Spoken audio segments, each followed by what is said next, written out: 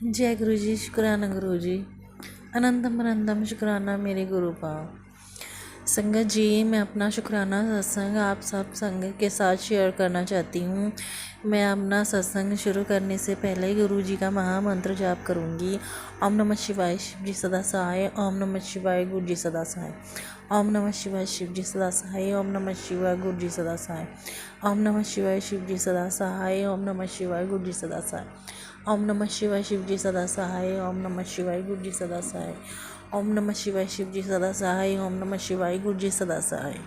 संगत जी, मेरा यह शुक्राना सत्संग है जिसमें मैंने गुरु जी का कोटि कोटि शुक्राना किया है कि गुरु जी ने मेरी ज़िंदगी बचाई, मेरा बहुत बड़ा कष्ट काटा और वो भी बहुत ही छोटी सी सर्जरी के साथ। मैं आपको यह स्टार्टिंग से बताती हूँ। जब 2025 स्टार्ट हुआ ना, तो जनवरी से ही मुझे यूट्यूब पर गुरुजी के मैसेज फ्लैश होने शुरू हो चुके थे कि ज़्यादा से ज़्यादा पानी पियो, चीनी चावल ये बंद कर दो, पानी बहुत ज़्यादा पिया करो, तुम्हारी सेहत के लिए अच्छा होगा। लेकिन संगत जी, यह सारे मैसेज मुझे फ्लैश होते थे, मैं सुनती थी, देखती थी। काफ़ी सत्संग भी मुझे सुनवाए गए जिसमें तरह तरह की रेमेडी भी बताई थी कि ऐसा उपाय करो, ऐसा उपाय करो। मैं वो सुनती थी और आगे सुनकर बस इग्नोर कर देती थी। लेकिन संगत जी, ये इग्नोर करना मुझे आगे चलकर बहुत भारी पड़ा। मैंने ज़्यादा 2-4 दिन में सोचती थी चलो पानी ले लेती हूँ, मैं पानी पी लेती थी। लेकिन फिर 2-4 दिन की रूटीन के बाद मैं फिर वैसे ही इग्नोर करने लगी। तो संगत जी, मुझे नहीं पता था कि हम गुरुजी जो हमें कहते हैं उसे फॉलो करना ही हमारे लिए सबसे बेस्ट ऑप्शन है। नहीं तो हमें किसी भी प्रॉब्लम का सामना करना पड़ सकता है। लेकिन संगत जी, मैंने ये बिल्कुल भी ध्यान नहीं दिया, सीरियस नहीं रहा। तो संगत जी, मेरा कहने का यही सत्संग शेयर करने का यही मंतव्य है कि गुरुजी हमें जो भी मैसेज फ्लैश करवाते हैं उनको ज़रूर अच्छे से सुने, देखें और उनको फॉलो करें। क्योंकि अगर हमें कुछ नहीं भी हुआ, आगे हमें कोई प्रॉब्लम ना आए, तो अगर हमें कुछ बताया जा रहा है तो उसका ध्यान दें। तो संगत जी, तकरीबन स्टार्टिंग जनवरी से मैंने 1-1.5 मंथ ऐसा रेगुलर किया। उसके बाद मैंने फिर इग्नोर कर दिया। तो चौथे मार्च मंथ के लास्ट में मुझे ये फील होने लगा कि मेरे ना पेट के एक तरफ मुझे दर्द फील होती है। संगत जी, मैं स्टिचिंग का काम करती हूँ, तो बैठे बैठे मुझे लगा कि शायद मेरी कोई नस है जो खिंच गई है, इसीलिए मुझे पेन महसूस होता है। मैंने इतना ध्यान नहीं दिया, लेकिन वो जब दर्द काफ़ी बढ़ गया तो मैंने डॉक्टर को दिखाया। तो डॉक्टर ने बोला कि ये तो वैसे ही है और कोई नस चढ़ी है, ठीक हो जाएगा, टेंशन लेने की ज़रूरत नहीं है। तो संगत जी, मैंने वैसा ही किया, लेकिन मेरा दर्द कभी रुक जाता था, कभी फिर होने लगता था। तो ये 2-3 महीने ऐसे ही चलता रहा।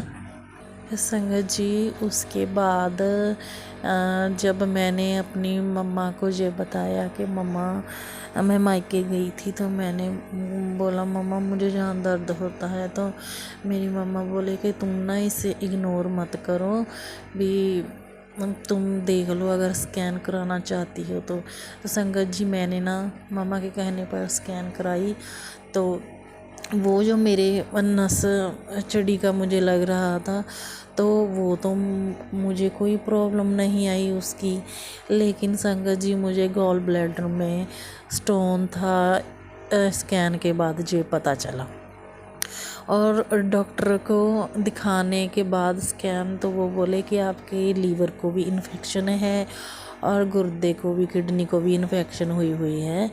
तो जो के बोले कि लीवर और किडनी का तो ठीक हो सकता है। आप पानी ज़्यादा से ज़्यादा पिया करें, वो तो ठीक हो जाएगा। लेकिन ये जो गॉल ब्लैडर का स्टोन है, इसका तो आपको सर्जरी ही करवानी पड़ेगी। तो संगत जी, उस स्कैन के बाद एकदम मुझे लगा कि साल जब स्टार्ट हुआ था, गुरुजी ने मुझे यही मैसेज फ्लैश करवाए थे कि पानी ज़्यादा से ज़्यादा पियो, ज़्यादा से ज़्यादा पियो। तो मैंने गुरुजी की बात नहीं मानी और मुझे किडनी में इन्फेक्शन है और लीवर में इन्फेक्शन है। ये तो चलो ठीक हो जाएगा, मैं पानी ज़्यादा पी लूँगी। लेकिन ये गॉल ब्लैडर में जो स्टोन था, उसकी सर्जरी ही बताई गई डॉक्टर ने।